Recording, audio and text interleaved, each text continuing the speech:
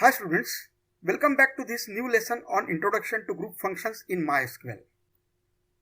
There are 5 group functions: sum for summation of values, max find maximum of values, min to find minimum of values, avg that is short form for average to find the average of values, and count to return the count of not null rows.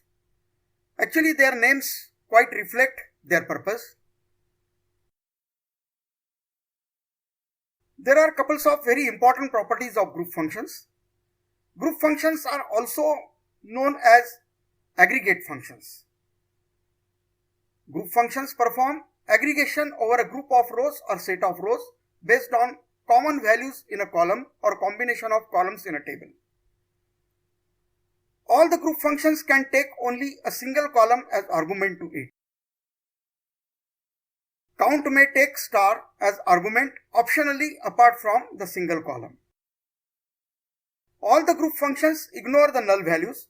Particularly, this property is important to remember when dealing with the average and count, because calculation over the nullable column passed as argument to average or count will only produce the respective output over not null rows.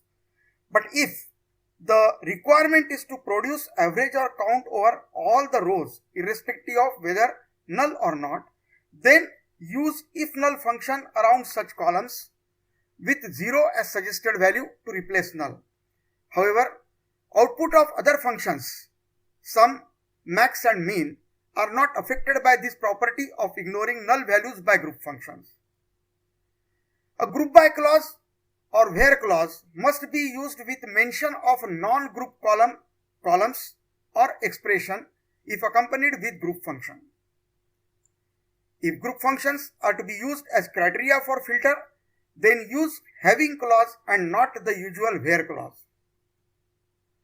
Now in the next few lessons you will learn the practical application and syntaxes for using group functions and associated clauses with respect to all the above properties. So move to the next to continue learning. Thanks for watching.